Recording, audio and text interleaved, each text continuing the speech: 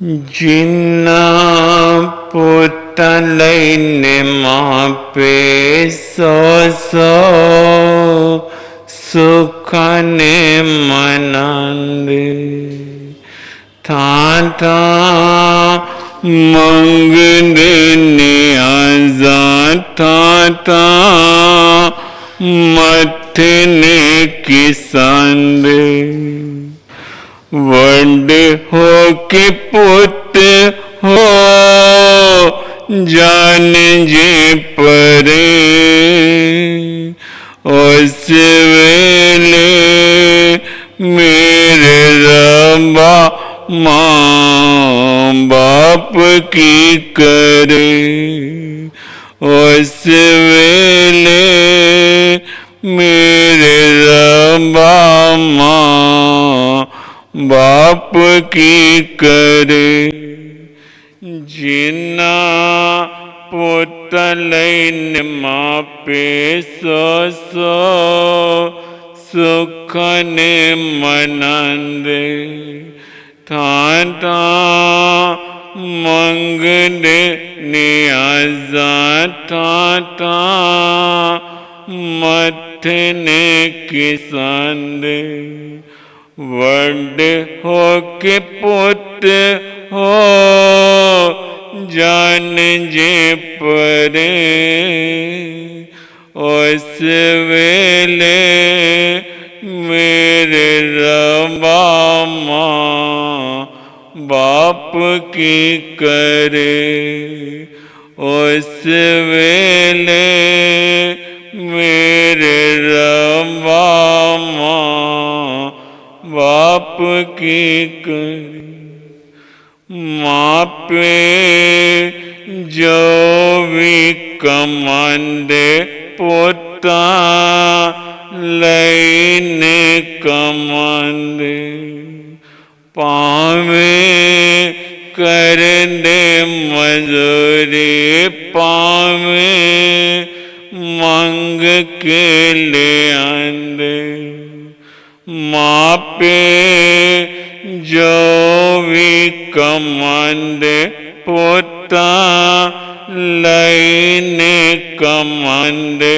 पावे करने मंजूरी पावे मांग के ले आंदे वड्डी होके औलाद जनो टिंड ना भरे उस वेले मेरे रबा माँ बाप की करे उस वेले मेरे रबा माँ बाप की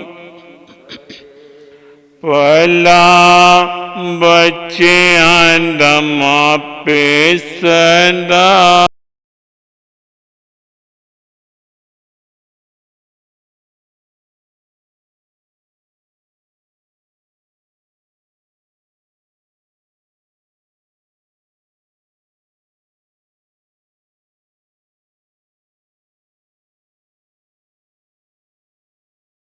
मापे सदा सोच दिन आए कंडा बच्चे लग जान मापे आंदे जाए पुत हो के जवान जनो गल तो फड़े उस वेले मेरे रबा माँ बाप की करे उस वेले मेरे रबा माँ बाप की मापे बच्चियां नूं सदा चंगा खिलांदे पिलांदे रख बच्चे आते आस दिन अपने लगन दे। आपे बच्चे आनु सदा चंगा खिलांदे पिलांदे रख बच्चे आते आस दिन अपने लगन दे। बाँ फड़ के औलाद जदों कर दे परे उस वेले मेरे रब्बा माँ बाप की उस वेले मेरे रब्बा माँ बाप की करे। दुनिया निराली वंड मापे आंदे पावे। माता किस हिस्से बाप किस हिस्से आवे। दुनिया निराले वंड मापे आंदे पावे। माता किस हिस्से आवे बाप किस हिस्से जावे। माँ बाप ए विछोड़ा हंजो भर के जरे उस वेले मेरे रब्बा माँ बाप की करे। उस वेले मेरे रब्बा माँ बाप की करे। जिन्ना पुतलैन मापे सो सुखन मनंदे थाता मंग देने आजाता मतने किसंदे। वड्डे हो के पुत हो जान जे परे उस वेले मेरे रब्बा माँ बाप की करे।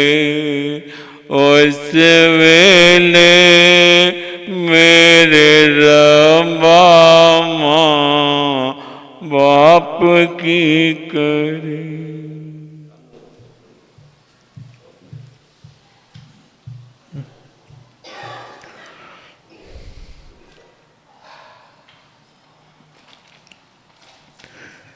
धम मंगल मुकुट अहिंसा संयमो तमो देवावेत नमः संते जस धमे सया मनो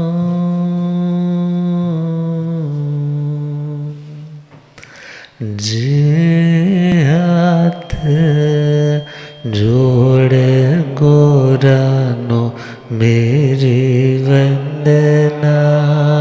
जे जोड़ गोरानो एक बार वंदना हजार बार वंदना। एक बार वंदना लाख बार वंदना करोड़ बार वंदना। लाख बार करोड़ जे हाथ जोड़े गुरानो मेरी वंदना जे हाथ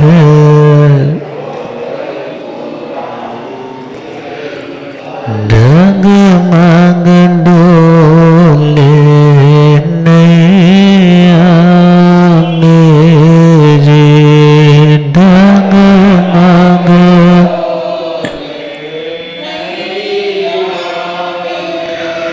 मुझको सतगुरु तेरे मुझको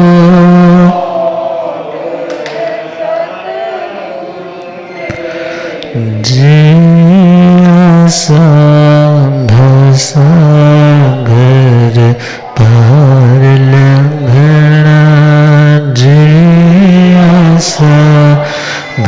सागर हाथ जोड़े गोरानो मेरी वंदना हाथ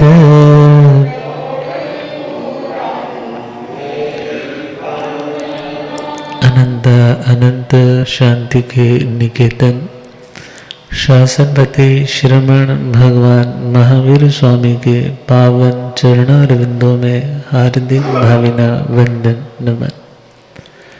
मेरे अंधेरे जीवन को रोशनी प्रदान करने वाले परम उपकारी आगम ज्ञान के भंडार आगम ज्ञाता आगम पुरुष जिन शास्त्ररतन हिमाचल केसरी उपाध्याय भगवंत श्रद्धे गुरुदेव श्री जितेंद्र मुनि जी महाराज साहब के पावन चरण कमलों में हार्दिक भावना वंदन नमन। पाठ पर विराजमान तपस्वी रतन श्री प्रभु मुनि जी महाराज साहब के चरणों में वंदन। धर्म सभा में उपस्थित धर्मानुरागियों, सुशीलवती माताओं एवं बहनों, असीम पुण्यदय से भाग्योदय से आप सबको संतों का समागम और वीतरागवाणी श्रवण करने का शुभ अवसर प्राप्त हो रहा है।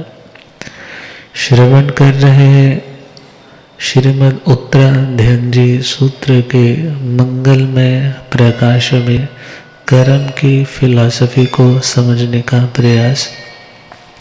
चतुर्थ अध्याय असंस्कृत जिंदगी की नश्वरता को समझाते हुए, विनाशशीलता को समझाते हुए यह बतला रहा है कि हे आत्मा, धर्म जो आत्मा के लिए आवश्यक है उसको एक और रख करके आत्मा का गुजारा होने वाला नहीं है। और जो कर्म दुनिया के संबंधों को पुष्ट करने के लिए तुम कर रहे हो, यदि वे पाप कर्म है तो याद रखना परिवार के लोग पुण्य का फल कटवाने के लिए साथ आ जाते हैं, मगर पाप का फल बटाने के लिए दुनिया में कोई भी नहीं आता। तो परमात्मा ने क्या फरमाया? संसार मावन परस अठा, संसार मावन परस अठा, सहारण चक्रे कम्मा, सहारण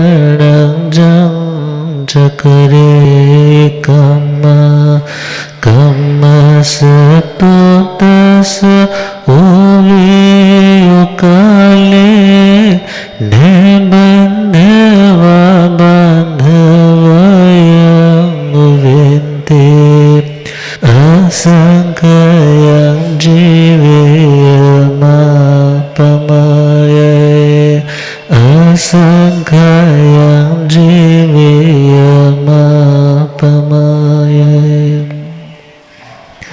संसार मावन परस अठा, संसार दशा को प्राप्त किसी भी गति में, किसी भी दंडक में, किसी भी जाति में आया हो यह जीव कर्मों को भोगता भी है और नए कर्म करता भी है।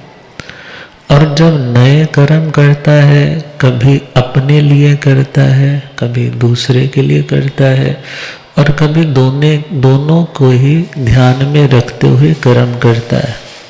मगर भगवान फरमा रहे हैं, यदि तुम संसार दशा में आकर के साधारण से साधारण, छोटे से छोटा भी कर्म करोगे तो याद रखना, यदि वो कर्म बुरा है और जब वह कर्म उदय में आएगा तो उस कर्म का फल तुम्हें ही भोगना होगा। कोई फल भोगने में तुम्हारा सहयोगी नहीं बनेगा, क्योंकि पाप कांटों के समान है और पुण्य फूलों के समान है। तो कांटों की शैया पर यदि नहीं लेटना चाहते, कांटों के पथ से यदि नहीं गुजरना चाहते, तो समय रहते जो ऑलरेडी कांटे बीज चुके हो उन्हें निकालने का और नए कांटे ना बोने का तुम प्रयास करो। तो उन कांटों को भगवान ने पाप कहा और फूलों को पुण्य कहा। तो यहाँ पर परमात्मा का संदेश, साधारण कर्म भी यदि तुम कर रहे हो तो याद रखना, कम्मस तो तसो वेयु काले, जब उस कर्म का वेदन काल आएगा। कौन सा काल? वेदन काल।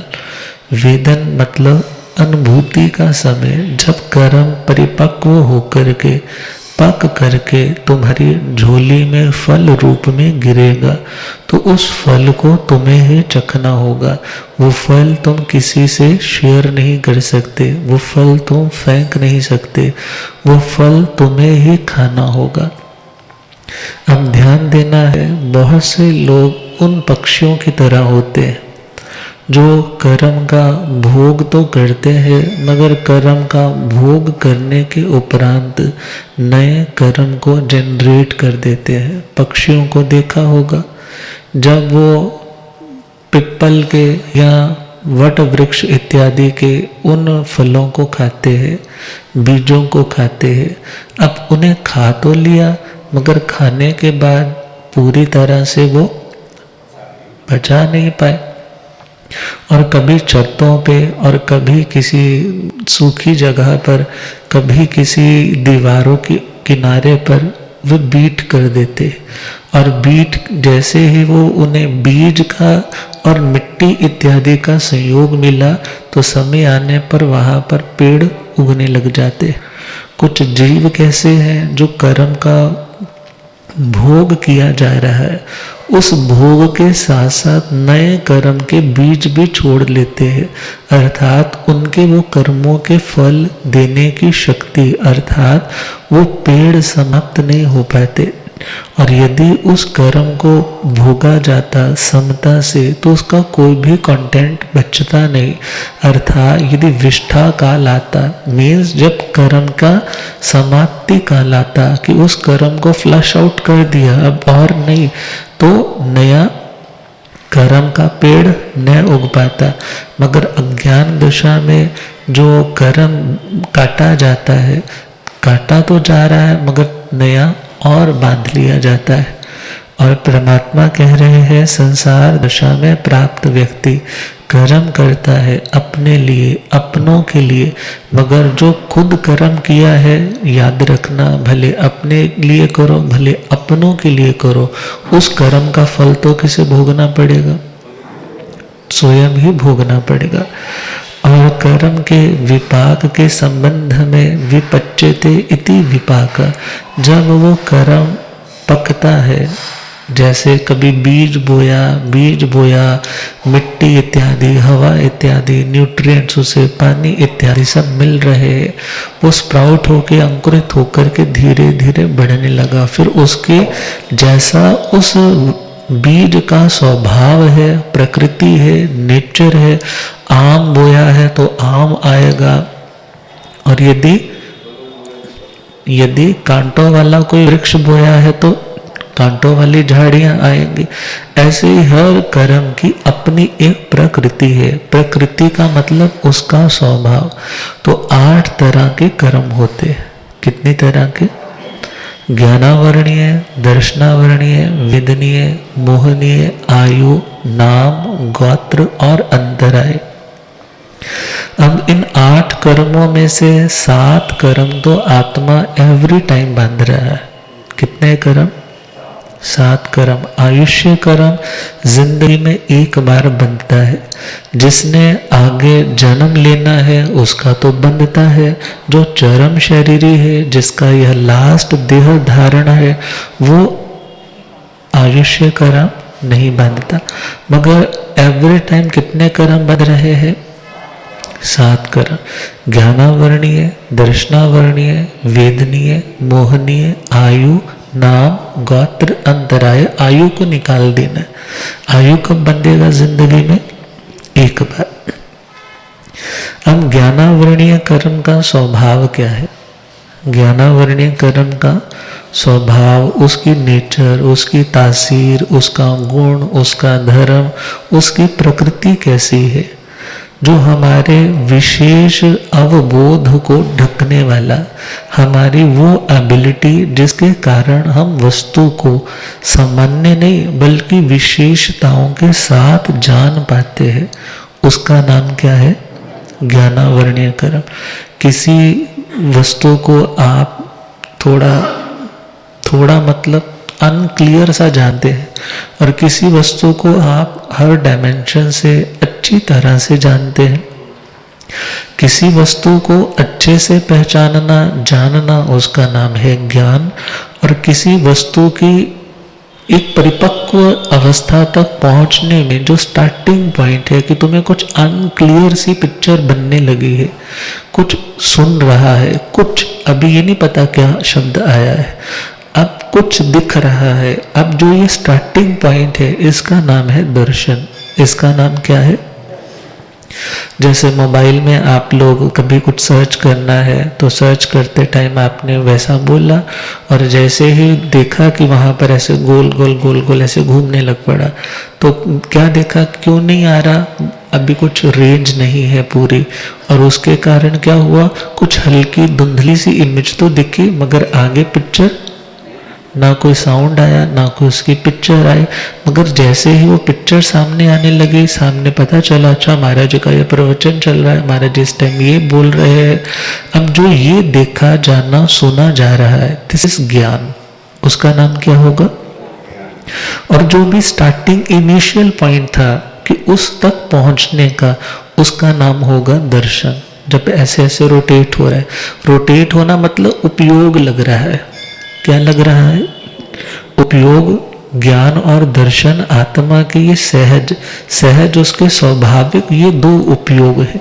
किसी के ये 2 गुण विकसित इतने होते हैं कि बस इसके बाद और विकास नहीं है। और कई लोगों के भी अविकसित होते हैं। और विकास और अविकास उसको ध्यान में रखते हुए ही कहा जाता है ये आत्मा अभी संसारी है, ये आत्मा अब केवल ज्ञानी बन चुका है। जिसके ये आवरण, ये पर्दे हट जाते हैं तो फिर उनका उपयोग इंस्टेंटली लगता है। वो अपनी उस एबिलिटी को इंस्टेंटली उपयोग कर पाते हैं। कौन? जिनके वो पर्दे हट जाते हैं। अब जिनके पास पूरी रेंज आ रही है, प्रॉपर रेंज है, फिर उन्हें कोई प्रॉब्लम नहीं आती। तो वैसे पहले दर्शन फिर ज्ञान, क्योंकि दर्शन अर्थात किसी वस्तु के सामान्य धर्म को जानने की जो शक्ति है वो दर्शन हो गया। और जो ज्ञान है वो है वस्तु के विशेषताओं के साथ इसमें क्या क्या है। कोई बहन सपोज नीचे उतरी है और ऊपर से आपने देखा और आपको लगा कोई बहन आई है। अब ये नहीं पता उसने साड़ी पहनी है, चश्मा लगाया है, हाथ में समय का बैग लिया है, ये तो सेक्टर इसमें रहने वाली है, तो बहुत तपस्या करने वाली है। इन चीज़ों का कुछ नहीं पता चला, मगर सिर्फ क्या पता चला? कोई बहन कोई आ रहा है, कोई आ रहा है, इतनी जो जानकारी है उसे हम कह सकते हैं कि वो दर्शन। और जब पता चल जाए कि ये वो व्यक्ति है, उसका नाम ज्ञान। और शास्त्रों में दर्शन का एक जगह पे मीनिंग श्रद्धा भी आता है। जब बोलेंगे सम्यक दर्शन ज्ञान चारित्राणि मोक्ष मार्ग, सम्यक श्रद्धा, सम्यक ज्ञान नॉलेज और सम्यक चारित्र प्रैक्टिस, ये तीन चीजें मिलकर के आत्मा को बंधन से मुक्त करवाते हैं। ये रास्ता है, ये उपाय है मुक्ति का। तो वहां पर दर्शन का मतलब श्रद्धा है। मगर जब हम 8 कर्मों की बात करते हैं तो वहां पर जो दूसरा कर्म है उसका नाम है दर्शनावरणीय कर्म। पहला कर्म कौन सा? ज्ञानावरणीय कर्म। उसका क्या काम है? हमारे अनंत जो केवल ज्ञान की एबिलिटी है उसको आवृत करना, उसको ढके रखना, उसको पर्दे में रखना। और जो चीज पर्दे में है वो चीज दिखाई, सपोज करो यहाँ मेरे आगे 10 पर्दे लगा दिए जाए, मोटे मोटे लेयर वाले। अब 10 पर्दे लगाए हैं तो सामने क्या हो रहा है मुझे कोई अवधि ज्ञान हुआ हो तो मैं देख पाऊं, अदरवाइज क्योंकि इस ज्ञान के ही आगे 5 भेद आ जाते हैं ज्ञानावरणीय के। मति ज्ञानावरणीय, श्रुत ज्ञानावरणीय, अवधि ज्ञानावरणीय, मना परेव ज्ञानावरणीय और केवल ज्ञानावरणीय। अब जिसका ज्ञानावरणीय कर्म उदय में है तो उसकी मति भी डल सी रहेगी, उसको चीज अपनी बुद्धि भी चला नहीं पाएगा। और वो कुछ पढ़ना चाहे, किसी से सीखना चाहे तो श्रुत ज्ञान का भी उसे लाभ नहीं हो पाएगा। और यदि मन और इंद्रियों के सहयोग के बिना किसी रूपवान जिसमें वर्ण गंध रस स्पर्श है, ऐसी दूर दूर की वस्तुओं को एक सीमा में, एक उसके सीमित स्वरूप में जानने की भी एबिलिटी उसके अंदर नहीं आ पाएगी। क्यों? यदि अवधि ज्ञानावरणीय कर्म उदय में है। और किसी के मन में चल रहे भावों का नक्शा बना करके आप उसे जान नहीं पाओगे। क्यों? क्योंकि अभी कौन सा कर्म उदय में? मना पर्यव ज्ञानावरणीय। और इसी प्रकार आज हमें अभी तक केवल ज्ञान क्यों नहीं हो रहा? क्योंकि कौन सा कर्म उदय में है अभी? केवल ज्ञानावरणीय। तो इस प्रकार हर कर्म की अपनी प्रकृति है, अपना स्वभाव है। अब जैसे घर में हर व्यक्ति के एक नेचर होती है। एक व्यक्ति इतना ज़्यादा हॉस्पिटलिटी करता है, कोई आए तो सही उसकी सेवा में लग जाता है। और कोई व्यक्ति इतना हॉस्टाइल होता है कि वो उसको परवाह ही नहीं होती, कोई आया है पानी तक नहीं पूछेगा। और किसी व्यक्ति की ऐसी नेचर होती है कि किसी का दुख देख ले तो उसका अंदर से ही छटपटाहट होती है, मैं जाकर पूछूं, इस व्यक्ति को कुछ ना कुछ सजेशन दूं।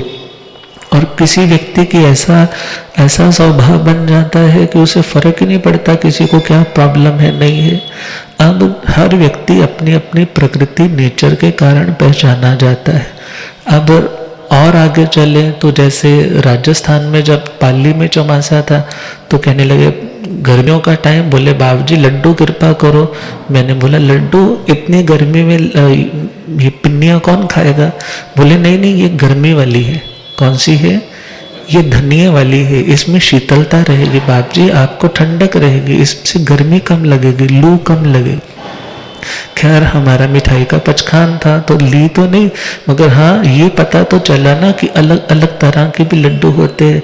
अब सर्दी आती है तो अलसी की बन जाती है, जोड़ों में दर्द है तो सौंठ की बन जाती है। तो हर वस्तु का अपना स्वभाव है, हर वस्तु का अपना स्वभाव है और स्वभाव का नाम ही प्रकृति है। और जैसा बंध किया है तो उसका नाम है प्रकृति बंध। उसका नाम क्या है? तो ज्ञानावरणीय कर्म, यदि हमने ज्ञान का आवरण करने वाले मीन्स ज्ञान के प्रकाश को रोकने में पर्दा क्रिएट करने वाले कर्म बांधे हैं तो उस कर्म का नाम है ज्ञानावरण। और कर्म कौन बांधेगा? हम स्वयं बांधेंगे। कैसे बांधेंगे? तो नव तत्व जब थोड़ा विचार करके पढ़ेंगे, अच्छे से पढ़े तो सारा कुछ क्लियर होता है कि किस तरह से ज्ञान की प्रति जब व्यक्ति प्रतिनिकता करता है, ज्ञान की अशातना करता है, इत्यादि जो कारण आते हैं कि ज्ञान ज्ञानियों की विनय भक्ति नहीं करता है, जब ज्ञान को छुपाता है, जिसे ज्ञान सीखा उसको उसका नाम छुपाता है। जो बातें वहां पर आई है तो ऐसा कुछ भी करेंगे तो क्या होगा, ज्ञानावरणीय कर्म का बंधन होगा। अब सपोज किसी मति ज्ञानी, किसी की बुद्धि बहुत उत्तम है, उसकी अशातना अवरणवाद निंदा करेंगे तो हमारी भी मति डल होने लग जाएंगी। किसी ने श्रुत ज्ञान का बहुत अभ्यास किया है, बहुत इंटेलेक्चुअल उसके शाप है, मगर उसका भी हम अवज्ञा भाव से उसके साथ पेश आते हैं तो हमारा भी तो कौन सा कर्म बंधेगा। श्रुत ज्ञानावरणीय कोई अवधि ज्ञानी है तो हम बोलते हैं होते ही नहीं है, या मान लो उनकी निंदा इत्यादि करते हैं। तो इत्यादि जो कारण है, या केवल ज्ञानियों की वाणी की आशातना करना भी कौन सा कर्म बांधेगी, केवल ज्ञानावरणीय। तो आज यदि हमें केवल ज्ञान नहीं हो रहा तो इसमें किसी का कारण कोई दोष नहीं है। किसका दोष है, अपना ही दोष। अब दोष है तो उस दोष को दूर भी किया जा सकता है। कैसे दूर किया जा सकता है, केवल ज्ञानियों की उस बात के ऊपर श्रद्धा करें। भले समझ में आज नहीं आ रही तो इसमें कसूर किसका है, कसूर भी तो अपना ही है। श्रुत ज्ञान की चीजें पढ़ना चाहते हैं, याद करना चाहते हैं, नहीं हो रही तो नहीं हो रही, तो इट मीन्स कर्म किसका है, अपना ही है। तो एटलीस्ट अभ्यास करें, श्रद्धा पूर्वक पढ़ें, जो सीख चुके हैं उनका आदर करें, जो कर रहे हैं उनका सहयोग करें, तो हमारे ये ज्ञानावरणीय कर्म के पर्दे पतले होने लग जाएंगे। क्या होने लग जाएंगे, जब पर्दे पतले होंगे तो हमारे भीतर का प्रकाश जब बाहर जाएगा तो बाहर की वस्तु तो जहाँ है वहीं पर है, मगर उस प्रकाश में वो वस्तु दिखने लग जाएगी। और उस वस्तु का जब साक्षात्कार होगा तो व्यक्ति जान पाएगा, हाँ ऐसा है। जो केवल ज्ञानियों ने कहा कि मेरू पर्वत यहाँ पर है, यहाँ पर यह है, यहाँ पर ये वाला द्वीप है, यहाँ पर स्वर्ग है, यहाँ पर नरक है, यहाँ पर सिद्ध शिला है, यहाँ पर सिद्ध शिला पर लोकाग्र में सिद्ध परमात्मा है। जब ज्ञान होगा तभी तो देख पाएंगे ना। और यदि ज्ञान नहीं, हम बोले होता ही नहीं है, तो एक तरह से ये भी तो अशातना है, ये भी तो अपना नया कर्म बांधने का एक कारण है। तो दूसरा है दर्शनावरणीय कर्म। कौन सा कर्म, तो जब तक ये दो कर्म उदय में रहते हैं ना, ज्ञानावरणीय दर्शनावरणीय, तब तक उसे बोला जाता है छदमस्त है।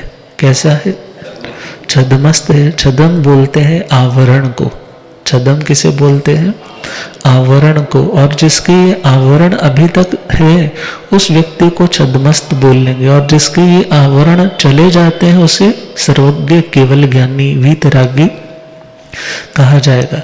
अब दर्शनावरणीय भले सामान्य रूप से हमारी जानकारी को रोकने वाला है। सामान्य जानकारी को रोकने वाला कौन सा कर्म, दर्शनावरणीय कर्म। अब यहाँ पर थोड़ा सा और समझने के लिए कहा जाता है कि सपोज किसी के पास आंखें हैं मगर उस व्यक्ति ने ढंग से किसी चीज को नहीं देखा, और आपने उसको टारगेट करके उस व्यक्ति को हर्ट करते हो, क्या बोला, तू अंधा है, अरे अंधे तुझे दिखाई नहीं देता, अरे बहरे तेरे को सुनाई नहीं देता, सोया ही रहता है, कोई बिल्कुल कोई चिंता ही नहीं है। अब एक भावना होती है सामने वाले को सही ट्रैक पर लाने की और प्रेम पूर्वक समझाने की, और एक होता है चार लोगों में या अकेले में बार बार उसके ऊपर तंज कस कर उसको दुखी बनाने की। और जब इंटेंशन बुरी है तो बिहेवियर में बुराई भी दिखती है, और उस बिहेवियर से कौन से कर्म बनते हैं, दर्शनावरणीय कर्म। कौन से कर्म, वो चक्षु से, कानों से, नासिका इत्यादि से उनका पूरा सामान्य उपयोग भी नहीं कर पाएगा, और उन चीजों से रहित भी होने लग जाएगा। किस कर्म के कारण, दर्शनावरणीय कर्म के कारण। अब नींद किस कर्म के कारण आती है, दर्शनावरणीय। जो द्रव्य नींद है, क्योंकि दो तरह की नींद है, द्रव्य नींद और भाव नींद। द्रव्य नींद तो है कि व्यक्ति सोया है तो उसको अभी नहीं पता घर में क्या हो रहा है, मगर भाव नींद का मतलब है आत्मा के लिए जो हितकारी है, अच्छा है, उस रास्ते की उसे पहचान ही नहीं हो पाती, वो देख ही नहीं पाता, तो वो तो दर्शन मोहनीय कर्म का प्रसंग है, मगर यहाँ है द्रव्य नींद। जो आंखें बंद होती है, नींद आ जाती है, सुप्त अवस्था में चले जाते हैं, तो उस निद्रा का जो रीजन है वो कौन सा कर्म है? दर्शनावरणीय कर्म। क्योंकि सिद्ध आत्माएं सोती नहीं है। सिद्ध आत्माएं क्यों नहीं सोती? बिकॉज आत्मा का स्वभाव ही नहीं है सोना।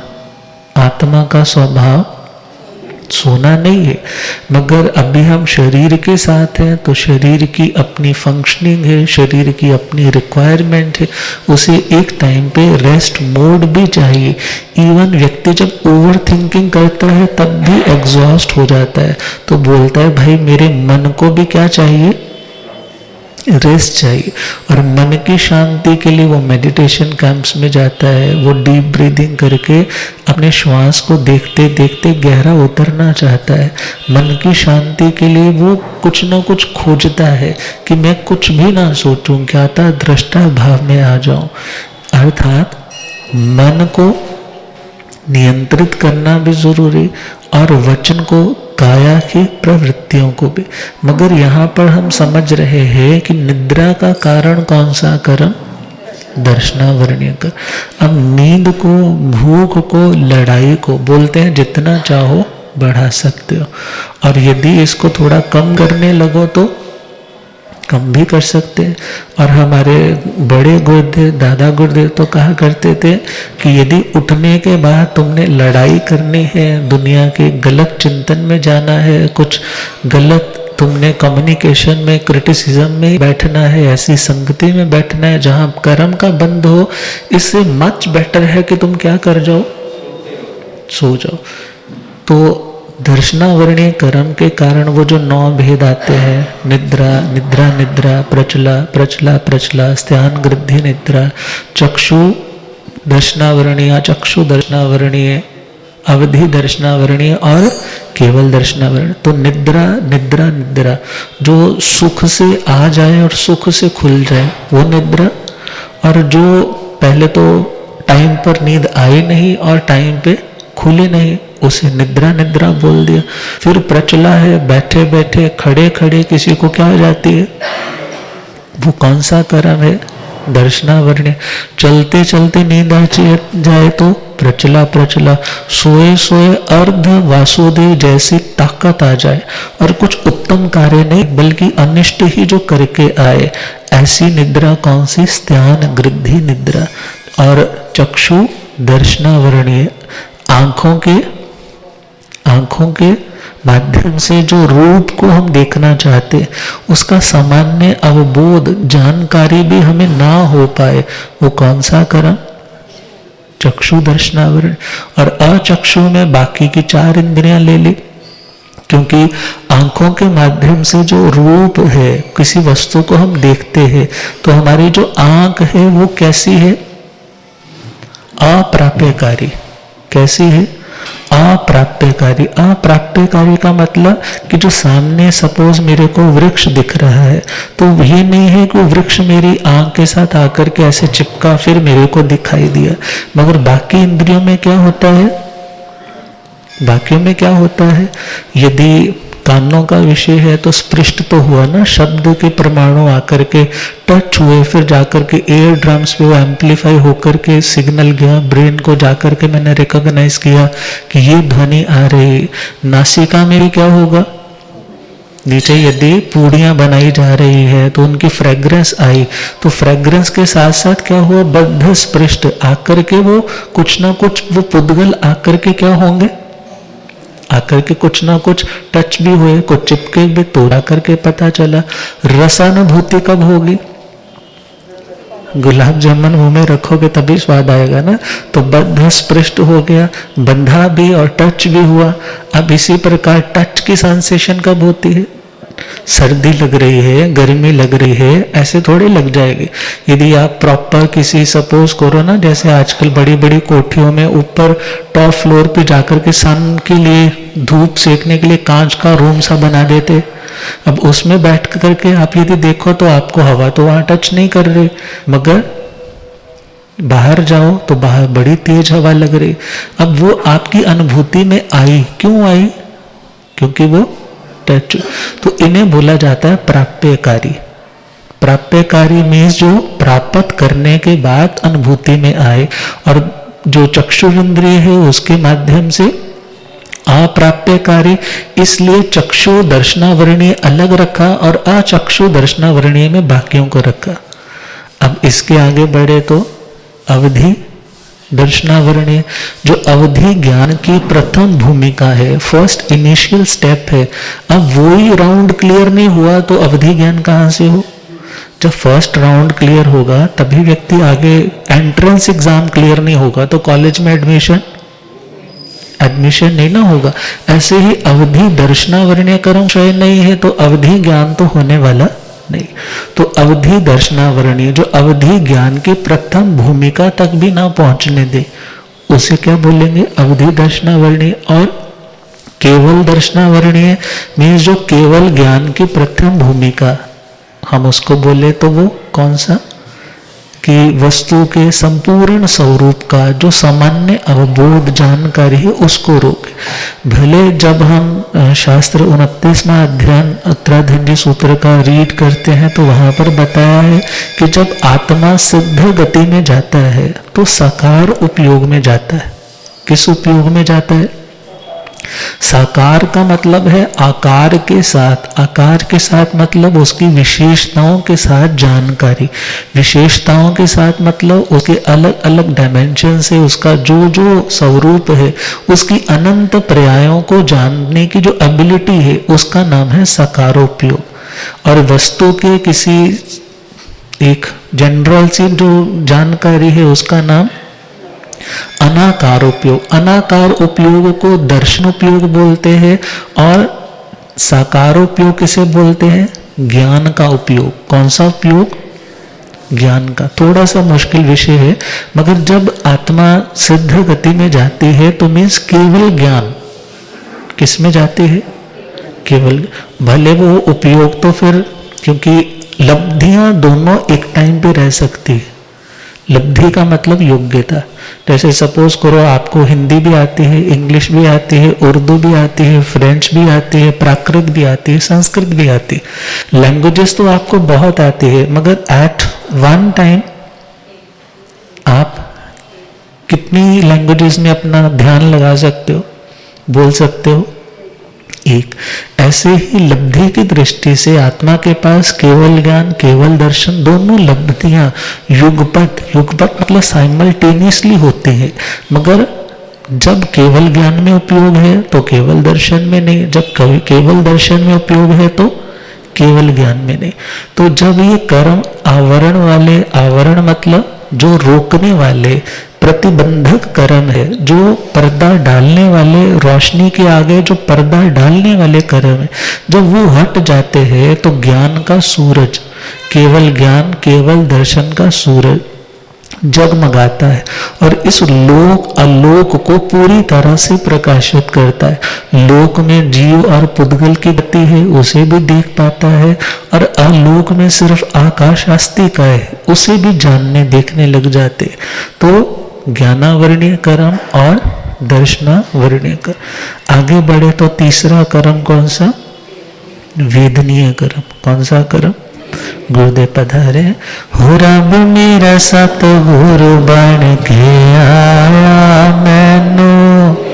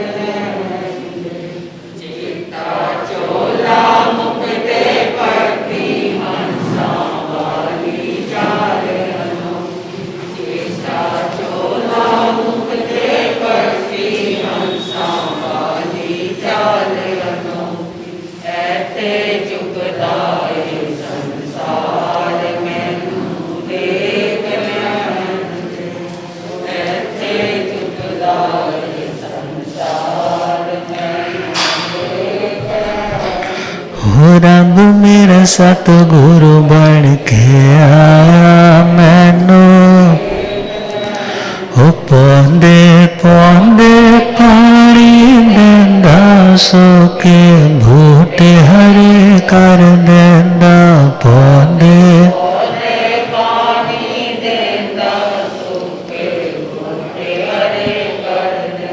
ओ केड़ा माली बन के आया मैनू, ओ केड़ा माली बन के आया। हो रब मेरे सतगुरु बन के आया मैनू। बुलियागम ज्ञाता गम पुरुषम शास्त्र तन हिमाचल केसरी उपाध्याय भगवंत श्रद्धे गुरुदेव श्री जितेंद्र मुनि जी। तो तीसरा कर्म वेदनीय कर्म। कौन सा कर्म? वेदनीय कर्म। अब वेदनीय का मतलब जिसमें किसी अनुभूति का अनुभव किया जाए। अनुभूति इज सेंसेशन, किसी चीज को महसूस किया जाए। और महसूस जो करना है उसका नाम यहाँ क्या है? वेदना। वेदना जो अनुकूल वेदना है उसका नाम है साता। और जो प्रतिकूल अनुभव है, प्रतिकूलता का अनुभवन है, उसका नाम है असाता। तो साता का कारण साता वेदनीय कर्म, असाता दुख का, तकलीफ का कारण कौन सा कर्म? असाता वेदनीय कर्म।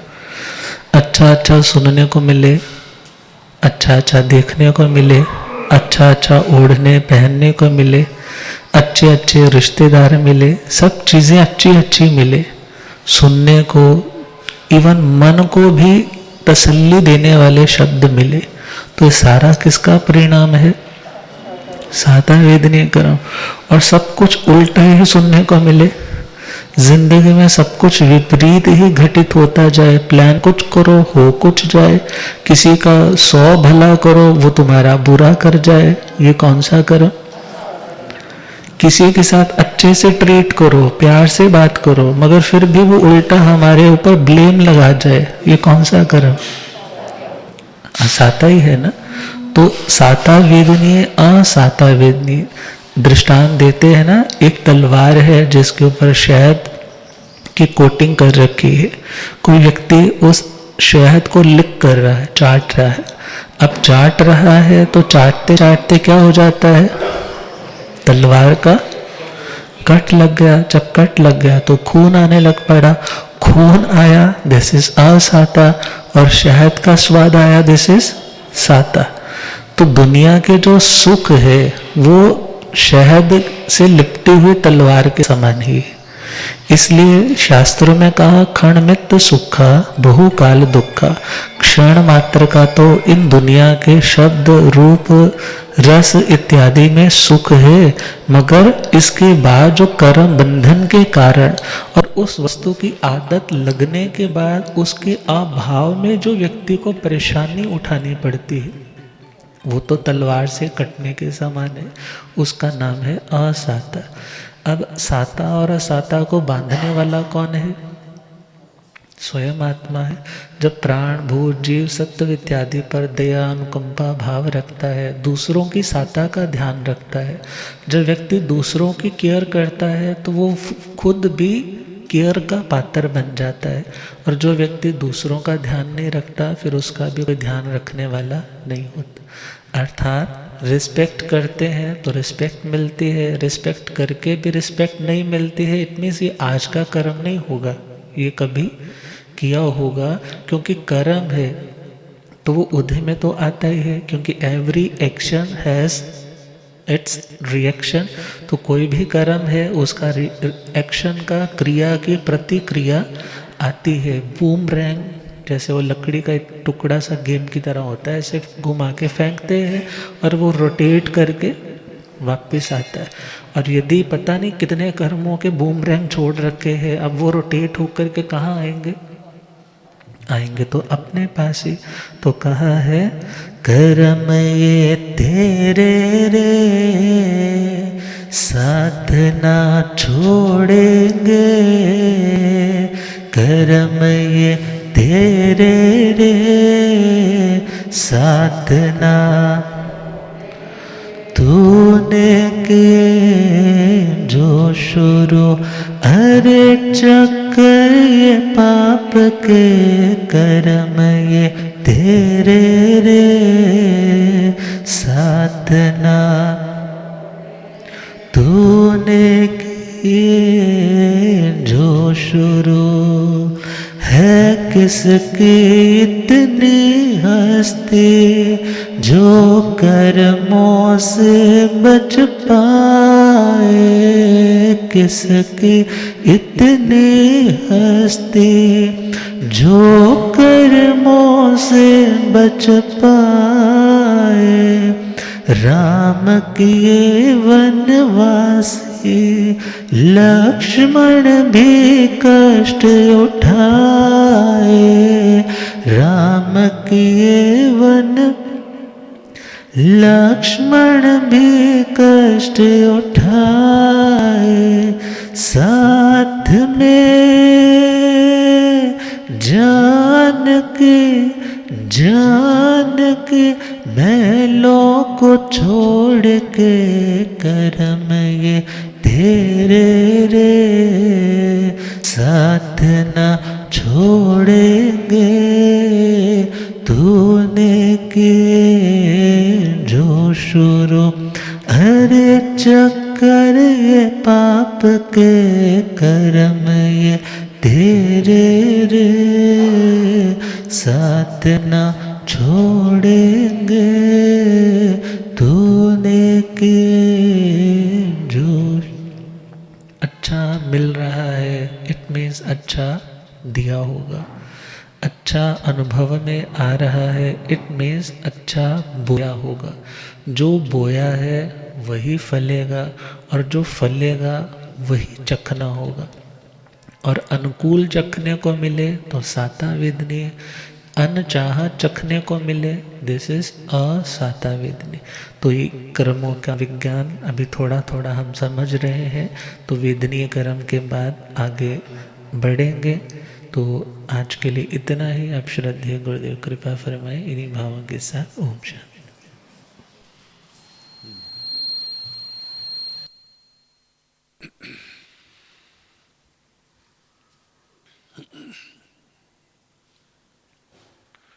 जीर्ण वयन अनुरता जीर्ण वयन जे करन्ति भावेण अमला असंकलिठा ते हुन्ति परित संसारी। बोलिए भगवान महावीर। दोबारा फिर बोलो, श्रद्धा भक्ति प्रेम से बोलिए भगवान महावीर। अब तीसरी बार बुलाने की जरूरत नहीं है। पावन चरित गुरुदेव जी बंदो मन वच काए, भव सागर को तरण में करो हमारी सहाय। जिन शासन जिन वाणी सदा जयवंत हो, श्रवण संग सदा अविचल मंगल हो। मुक्ति को प्राप्त श्रमण भगवान महावीर स्वामी, उनकी परम पावन कल्याणी भागवती वाणी वाचक प्रमुख श्री इंद्र भूति गौतम आदि गणधर भगवंत, योग प्रधानाचार्य परम पूज्य श्री सुधर्मा स्वामी जी महाराज, उनकी परम पावन पाठ परंपरा, वर्तमान आचार्य ध्यान योगी परम पूज्य श्री शिव मुनि जी महाराज एवं गुरुजन सबके पावन चरण सरोजों में मेरा अनंत अनंत बार वंदना नमस्कार। उपस्थित धर्म प्रेमी सज्जनों, माताओं तथा बहनों, 9 तत्वों में संबर तत्व और उसमें 12 भावना।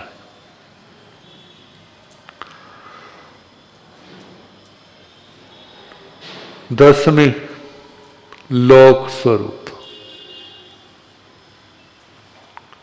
लोक स्वरूप भावना का वर्णन करते हुए जहाँ कहा ना, 14 राजू उतंग नभ लोक पुरुष संठान, तामे जीव अनादि थे भरमत है बिन ज्ञान। ज्ञान के बिना ये जीव क्या कर रहा है? 14 राज्य लोक में जैसे जैसे कर्म होते हैं ना, उसके अनुसार उसी ओर चल पड़ता है। ये लोक स्वरूप क्या है? कर्मों के अधीन। कैसे कर्म संसार में जीव को नाच नचाते हैं। गुरुजी हमारे कहते हैं, एक बार ना एक पर जाते हैं गोचरी को सभी जगह, तो एक कर सास कहने लगी, महाराज मेरी 2 बहुआं हैं, बहुत अच्छी है, मेरी बड़ी सेवा करती। और बहुआं भी पास खड़ी थी, कहने लगे महाराज जी हम तो इतने अच्छे नहीं हैं, लेकिन हमारी सास साक्षात देवी का रूप है। क्या है?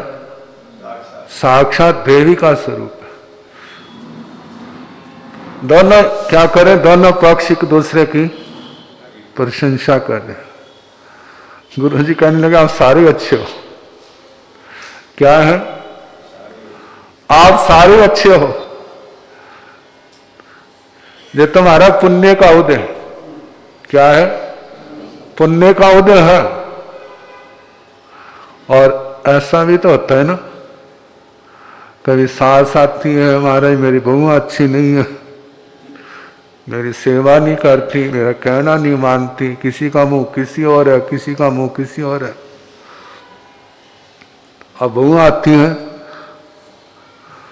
तो बहुआं क्या कहती हैं, महाराज पता नहीं कौन से हमारे पाप कर्म का उदय था, हमारी सास है चड़ेल है, हर समय डांटती रहती है, प्यार से बोलना तो उनको आता ही नहीं है। तो जब जो दृश्य सामने आता है तो किसका परिणाम है जी? किसका परिणाम है? ना जहां सस का दोष है, ना जहां पर बहुओं का दोष है, किसका दोष है? पूर्व के जमाने का नहीं, जमाने को तो बदनाम कर रखा है। जो उनके अपने कर्मों का दोष है, पाप का उदय। पाप के उदय से प्रकृति अच्छी नहीं, सहने की क्षमता नहीं, जवान पर संयम नहीं, जो आता है वो कह देते हैं, लेकिन उसके बदले जो आता है उसको हम सहते नहीं। फिर उसके बाद क्या होगा? फिर कलयुग का आगमन होगा। कौन आएगा? कब? कहना आता है, सहना नहीं आता, फिर वहां कलयुग आता है। और दूसरी ओर एक बार श्री प्रीतम मुनि जी हमारे कथा कर रहे थे ना, कहानी सुनाई थी। जानते हैं प्रीतम मुनि हमारे कौन थे? जिनका तो हाथ में जीवन की अंतिम घड़ियां जीवन निकला। कहने लगे एक सेठ का परिवार, उसके 4 बेटे, 4 बहुआं, 5वीं सास, 6ठा उसका घर वाला। कितने हो गए? 10 हो गए ना। कभी समय आएगा 10 सुन करके ना हैरान होंगे कि 10 थे वो, अब तो क्या है 2 और 2 और 4। एक बार की बात है, किसी ने पूछा बहन आप कितनी बहना है? कहती हम 8 हैं। पास में उसकी लड़की खड़ी थी, बड़ी शर्म आई उसको। घर आके कहने लगी मम्मी आपको शर्म नहीं आई? क्या कहती बड़े गौरव से हम 8 बहना है। कहते 8 है तो 8 ही कहेंगे। कहते आपको तो नहीं आई, मेरे को बड़ी शर्म आई। क्यों? क्योंकि वो वर्तमान युग की और वो पुराने जमाने की, जब बच्चों की संख्या क्या होती, कहीं 8, कहीं 10, कहीं 12, और जब जिन्होंने जे देखा है और उनको जब सुनने के 2-2 मिलेंगे तो वो तो सारे क्या होंगे, हैरान होंगे। तो एक औरत आई सेठ के पास, वो दुकान पर। कहते तू कौन है? कहते मैं होनी हूं। क्या हूं? होनी जानते हैं ना, भवित बेटा, होनहार। कहने लगी सेठ जी मैंने तुम्हारे घर आना है।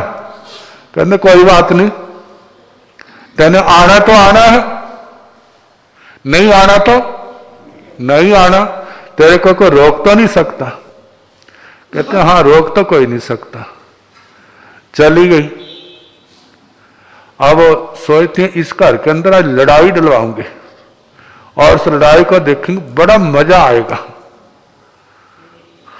अब घर के अंदर मूंगी बनाई थी उन्होंने, जानते ना मूंगी। तो संयुक्त परिवार था, बर्तन भी क्या था। पहले सास आई, उसने नमक के बर्तन में हाथ डाला, मुट्ठी लेके क्या कर दी, उसमें डाल दी। फिर बड़ी बहू आई, कहते कि नमक नहीं डाला, एक मुट्ठी उसने ली, उसने क्या कर दिया उसके अंदर डाल दिया। फिर दूसरी बहू आई, फिर तीसरी आई, फिर चौथी आई। कितनी मुट्ठियां होगी? 5। अब किसी को पता नहीं है, वह मैंने नमक डाला इतना है। जब दोपहर का समय आया तो ससुर जी खाना खाने आए, तो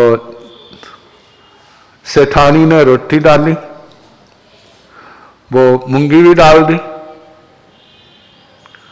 जब मूंगी डाली और सेठ ने ग्रास तोड़ा, जब लगाया मुंह में डाला तो क्या देखा, क्या था भला? कितना नमक था? 5 गुना।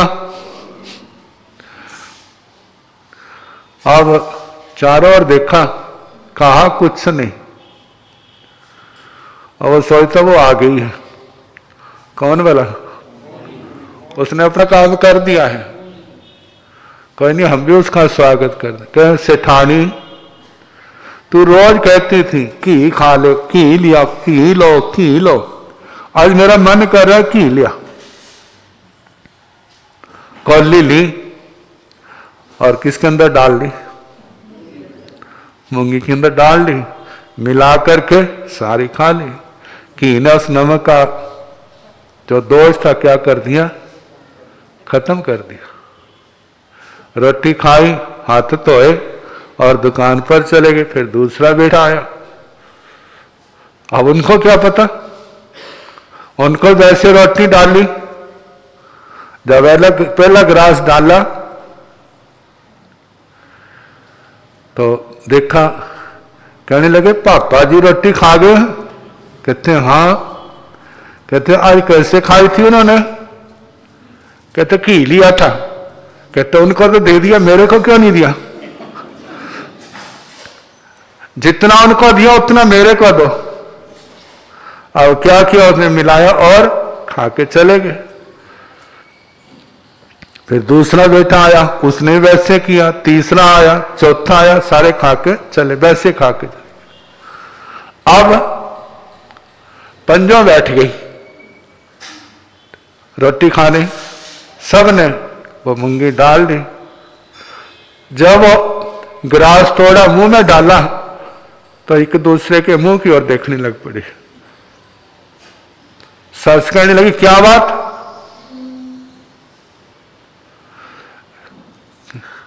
कहते मैंने तो नमक डाला था और किसने डाला था? दूसरी कहने लगी मैंने भी डाला था। अब पंजों ने क्या कह दिया? कहते साढ़े घर वाले रोटी खा गए तो हम क्यों नहीं खा सकती? उन्होंने घी का बर्तन लाया और सारा मिला लिया और खा लिया।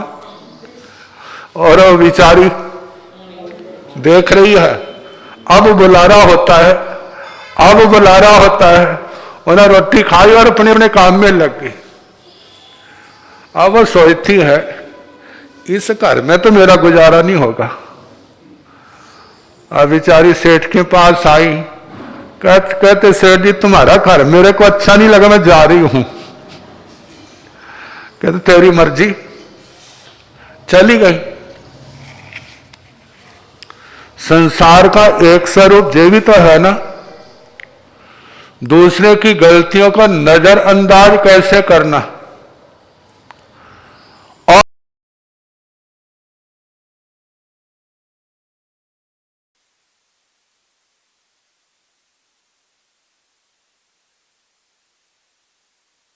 और तो मिल जाता है। एक दूसरे को झिड़कने वाले, एक दूसरे के दोष देखने वाले, ये किसके कारण से? पाप के उदय के कारण। व्यवहार में जमाना खराब है, निश्चय में पाप का उदय। और जहां पर शांति है, एक दूसरे के प्रशंसक है, झूठी मुठी नहीं। वैसे तो लड़ते रहे, जब कोई बाहर का है, बहुआ कहे मेरी सास बड़ी अच्छी, और सास क्या कहती मेरी बहुआ बहुत अच्छी है। वह तो केवल ऊपर ऊपर का दिखावा है। सचमुच में जहां आपस में प्यार होता है तो वहां क्या दिखाई देता है? किसका फल है? ये परिवार के पुण्य का फल है। और ये पुण्य के फल और पाप के फल, थारा पाप है और पुण्य जो है 9 प्रकार से। जीव को कदम कदम के ऊपर मौके मिल जाते हैं। एक व्यक्ति रोटी खाने लगा, एक कोई भूखा जानवर आ गया, वो कुत्ता भी हो सकता है, वो गाय भी हो सकती है, वो कोई और जानवर भी हो सकता है। ये भूख क्या है? आग है। भूख आग, वो आग ही केवल आग नहीं, जो भूख भी आग है। यदि इसके अंदर जो ईंधन पड़ता रहे तो शांति रहती है, और जो ईंधन ना पड़े तो, ईंधन ना पड़े तो क्या होता है? फिर क्या क्या खा जाती है। जितनी भूख बढ़ती है विवेक लुप्त होता है। इस भूख को शांत करने के लिए फिर क्या किया जाता है? खाना खाया जाता है। आपने उस कुत्ते को, बकरी को, गाय को एक ग्रास अपने भोजन में से कुछ डाल दिया, उसकी आग क्या हुई? कुछ शांत हुई। कहते ऐसे मानस से कैसी आशीष निकलती है, इसको भूखा व्यक्ति ही समझ सकता है, दूसरा व्यक्ति नहीं समझ सकता। कोई व्यक्ति आया है, कितने कहते हैं नजर लग जाती है। कहते नजर को तोड़ने का एक तरीका ये भी है, कोई आया है, पहले उसको पूछे भाई भोजन का समय है, आप क्या कर लो? भोजन कर लो। कितने लोग तो जरूरत है तो हाँ कह देंगे, और कितने ऐसे होते हैं भूख तो है, ना ना ना खा के आया। कहते भोजन का टाइम तो अब तू खा के कहां से आया? क्योंकि हमारे भारत में अब बदल गया है भोजन का समय। पुराने जमाने में सुबह का नाश्ता होता था, दोपहर का समय होता था और शाम का भोजन होता था। बीच में वही भोजन करता था जो कहीं दूर गया है, जो समय पर नहीं आया है, और उसको घर वाले संभाल करके रख देते थे। कहते कहाँ से, चुपचाप बैठ जा जहां पर, और क्या कर, और वो खा लेता। तो खिलाने वाला भी सोचता जैसे व्यक्ति का बड़प्पन है, जो नहीं देखा जहां भी देखो वही जाके बैठ जाओ। जो अच्छे परिवार का, अच्छे खानदान का लगता है। ना करने का अपना गुण है और खिलाने का अपना गुण है। ऐसे करते करते कितना पुण्य इकट्ठा कर लेते हैं। जब लोक व्यवहार की बातें हैं, इससे क्या होता है, आपस में भाईचारा बढ़ता है। गुरु जी सुनाया करते थे, एक परिवार में घर वाला कहने लगा मैंने आज फलाने गांव जाना है, मेरा भोजन बांध दे। कहते मैंने भेज दिया है। क्या कर दिया है? कहते बताया अब, तेने कहां से भेज दिया? कहते जाके देख लेना। जब उस गांव में गए तो सारे उसका आप हमारे आओ, आप हमारे आओ। कहते हम आपको जानते नहीं, ये सेवा कैसी? कहते जब कभी आते जाते आपका घर रास्ते में है, वहां पर प्यास होती है तो पानी मिलता है, भूख होती है तो वहां पर खाना मिलता है। आप उस घर के एक हमारे मेहमान आए हैं, हमारा ओ भाग्य। कहते कमाल की बात है। और मन में ख्याल आ गए हमारी घर वाली कैसी है भला? हम तो दुकानों पर होते हैं, काम में होते, घर को लुटा रही है। और हिदायत कर दी, खबरदार आगे के लिए किसी को, जो मेरा एक के भोजन खाने से तेने तो सारे गांव को खिलाया। और बंद हो गया।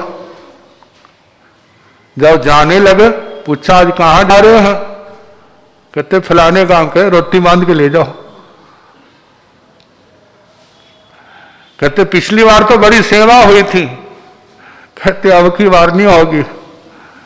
क्यों नहीं होगी भला? और पिछले वातावरण को देख के गया और किसी ने पानी भी नहीं पूछा। क्यों? व्यवहार में कहा जाता है एक हाथ को दूसरा हाथ, जहां हमारे लोग का नक्शा चिन्ह है अपना देवन चिन्ह, उसके अंदर एक वाक्य होता है परस्परोपग्रहो जीवानाम। जीवों का लक्षण क्या है? एक दूसरे का उपकार करना, एक दूसरे का सहयोग देना। जब एक व्यक्ति सबका सहयोग देता है तो जब उसको जरूरत पड़ती है तो सारा गांव उसके घर में इकट्ठा हो जाता है। किसके वास्ते वाला? सहयोग देने के लिए। कहते हैं इन हाथों को, इस जीवन को सहयोगी बनाओ। सहयोगी बनाओगे तो ये तुम्हारा घर, तुम्हारा गांव स्वर्ग बन जाएगा। और स्वार्थी बनोगे तो फिर क्या होगा भला? फिर कोई किसी के काम नहीं। कहते ऐसे लोगों से तो पशु अच्छे हैं, जिनके वो हाथ पांव नहीं है लेकिन हमदर्दी दिखाते। तो ये सारा संसार देखना और उसका निष्कर्ष निकालना हमें कैसा बनना चाहिए। अच्छा बनोगे तो ऊर्ध्वगामी बन जाओगे, और अच्छे को छोड़ दोगे, दूसरे को अपनाओगे तो क्या बनोगे? अधो दिशागामी। नीचे क्या है? एक तो नरके है और दूसरा कौन रहते हैं? भूत प्रेत पिशाच भवनपति असुर कुमार नाव कुमार, ये सारे रहते हैं। वो संसार मिलेगा। और जो अच्छे बनोगे तो ऊपर क्या है? देव देवियां, जिनकी नेचर क्या है? देवताओं की। जहां पर किसी की नेचर अच्छी हो तो क्या कहते हैं? कहते हैं सीधा देवता है, ये तो देवी है। किसके कारण से? उस अच्छे स्वभाव के कारण से, अच्छे गुणों के कारण। तो ये लोक स्वरूप को देखना और कहा धर्म का आंचल पकड़ना, धर्म को अपने जीवन में लाना, यही व्यक्ति के जन्म जन्म के दुखों को खत्म करने वाला है। कहते हैं संसार में बहुत कुछ है, लेकिन दुर्लभ क्या है? बोध। दुर्लभ क्या है? ज्ञान। तो उसके संबंध में कल जैसे समय होगा सुनाने।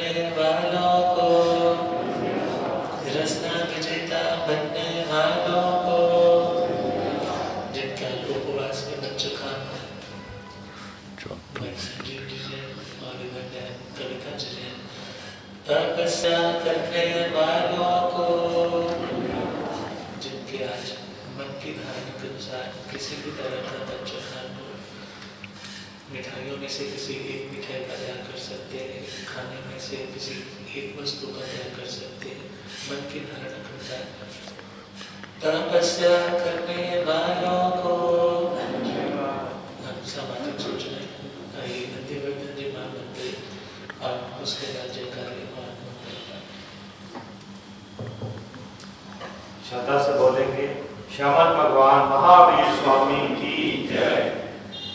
जन जन की श्रद्धा और आस्था के केंद्र शासन रावत उपप्रवर्तक पंडित रतन पूज्य गुरुदेव श्री जगदीश मुनि जी महाराज के सुशिष्य आगम ज्ञाता आगम पुरुष जिन शासन रतन हिमाचल के श्री उपाध्याय भगवान श्रद्धेय गुरुदेव श्री जितेंद्र मुनि जी महाराज उगत तपस्वी अदा सेवा बाबी श्री रमन मुनि जी महाराज थाने 6 के पावन कमलों में हृदय की सीम आस्था के साथ ऐसे जैन सेवा पंचकुला एवं सकल जैन समाज की ओर से नमस्कार करते हुए आपके आहार और विहार की सुख सदा पूछते हैं और आप जी के उत्तम स्वास्थ्य की शुभ मंगल कामना करते हैं।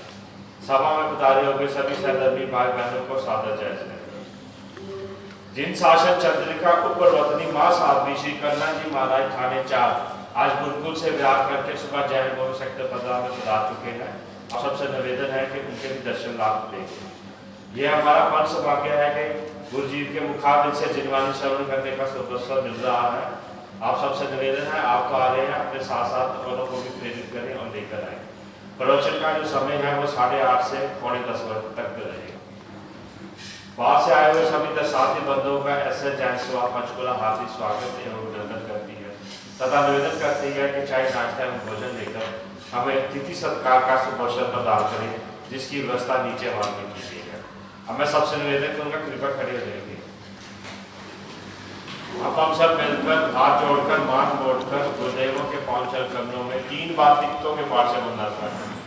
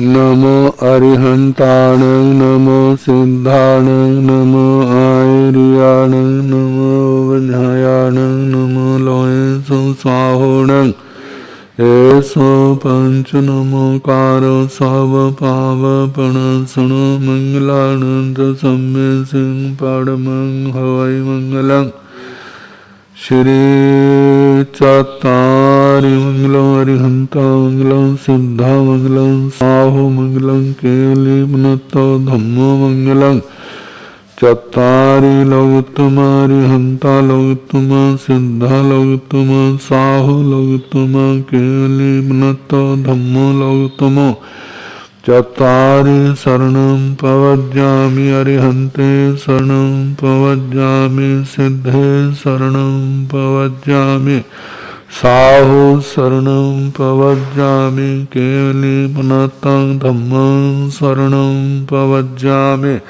4 शरण सुख करने दुख करने मंगल करने और शरणा नहीं कोई जो भव प्राणी आश्रय अक्षय।